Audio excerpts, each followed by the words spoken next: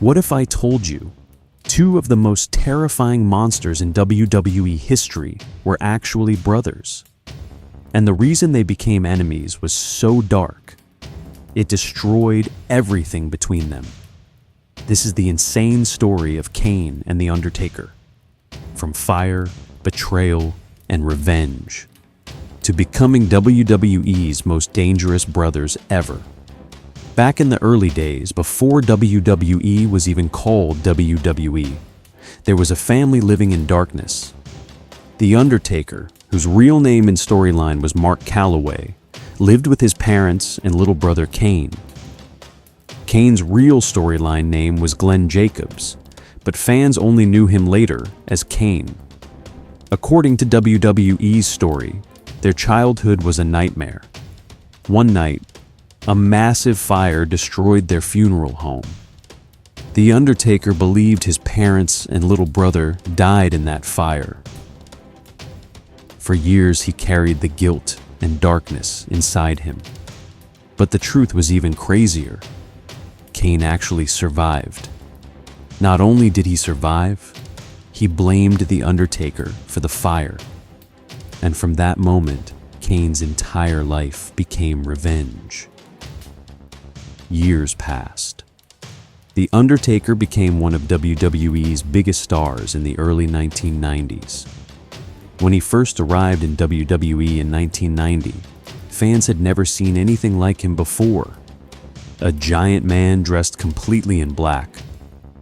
Slow walk, cold eyes, dark music, no fear. The Undertaker wasn't just a wrestler. He felt like a horror movie character that came alive. Very quickly, he became unstoppable. He defeated legends, destroyed giants, and became the face of darkness in WWE. But while Undertaker was becoming a superstar, Kane was waiting in the shadows, watching, hating, planning revenge. For years, WWE teased Kane's existence without fans even seeing him. Paul Bearer, Undertaker's creepy manager, kept warning him, "You can't run from the past. The secret will come out. Your brother Kane is alive." Fans were shocked. Undertaker tried ignoring it, but the pressure kept building every single week. Then finally, in 1997, at the first ever Hell in a Cell match between Undertaker and Shawn Michaels, everything changed forever. The match was brutal. Steel cage. Blood everywhere. Undertaker was moments away from winning. Then suddenly, the lights went red. The arena exploded with fire. And standing at the entrance was a giant monster wearing a red and black mask. Kane. The crowd lost their minds. Nobody had ever seen someone like him before. He looked like pure destruction. Kane ripped the steel door off Hell in a Cell like it was nothing. He stepped inside the cage, stared directly at Undertaker, and delivered a tombstone piledriver, the same move as Undertaker. That moment shocked the entire wrestling world. Fans finally realized this wasn't just another wrestler. This was Undertaker's brother, and he came for revenge. After that night, Kane became obsessed with destroying Undertaker. But Undertaker refused to fight him. Why? Because deep inside, Undertaker still felt guilty about the fire. He believed he deserved punishment. Week after week, Kane attacked people, destroyed wrestlers, caused chaos everywhere. He wanted only one thing: a fight against his brother. Finally, after months of mind games and destruction, Undertaker accepted. WrestleMania 14. Brother versus brother. The atmosphere felt unreal. Undertaker entered first, like the Lord of Darkness. Then Kane arrived, surrounded by fire. Fans knew this wasn't a normal match. This was family hatred turning into war. The match itself was violent and emotional. Undertaker hit Kane with multiple tombstones, but Kane kept getting back up. Nobody could believe it. It looked like Kane was indestructible.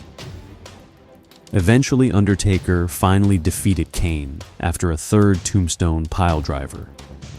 But even after losing, Kane sat up immediately, like a horror movie villain. That image became legendary.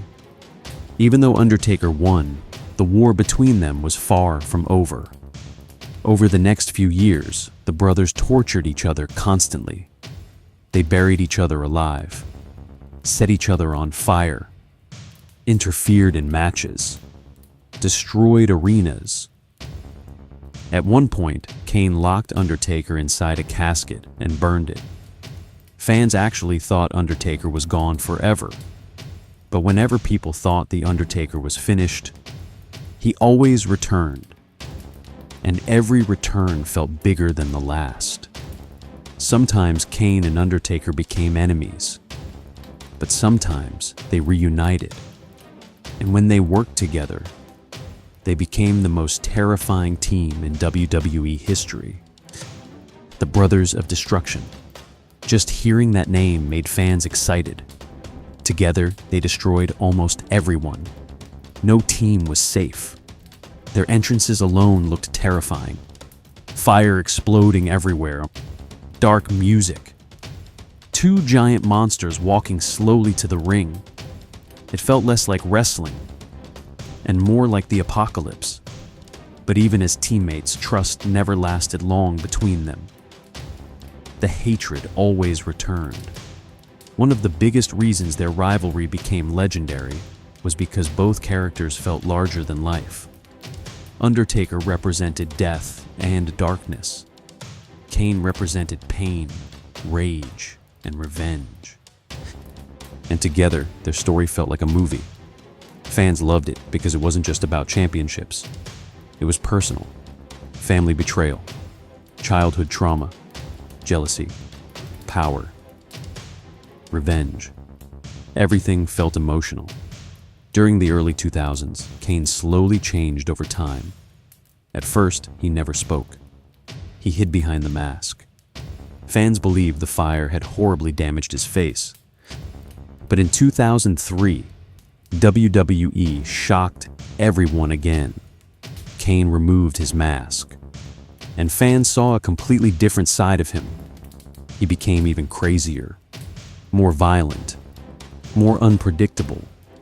Without the mask, Kane acted like a man completely broken mentally. Meanwhile, Undertaker also changed over the years. Sometimes he became the dead man, sometimes the American badass. But no matter what version appeared, he remained one of WWE's biggest legends. Another huge reason people loved their story was because it lasted for decades. Most rivalries in wrestling end quickly, but Kane and Undertaker kept fighting, reuniting, and betraying each other for years.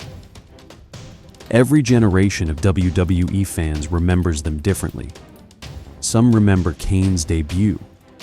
Some remember the Inferno matches. Some remember Buried Alive matches. Some remember the Brothers of Destruction dominating everyone. Their rivalry became timeless. And here's something crazy. Even though WWE's story said Kane and Undertaker were real brothers, in real life, they are not related at all. But their chemistry was so perfect that fans believed every second of it. That's how powerful their storytelling was. Undertaker's legendary presence mixed perfectly with Kane's monster character. Together, they created one of the greatest storylines in wrestling history. Over time, fans stopped seeing them as just wrestlers. They became icons.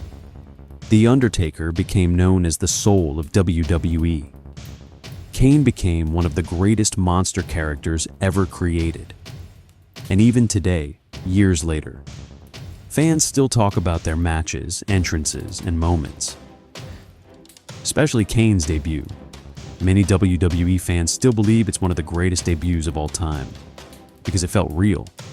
The music, The fire, the mask, the stare, the attack. Everything was perfect. As years passed, both legends slowly moved toward retirement. Undertaker continued his legendary WrestleMania streak for many years, defeating superstar after superstar on the biggest stage. Kane also became a multi-time world champion and future Hall of Famer. No matter what happened later in WWE, their story always remained unforgettable. Two brothers, connected by fire, destroyed by hate, united by darkness, and remembered forever.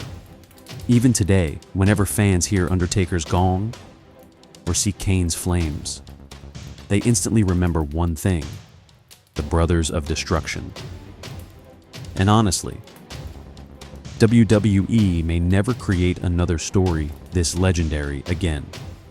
If you enjoyed this WWE story, subscribe now for more legendary wrestling stories, hidden WWE secrets, and insane rivalries every week.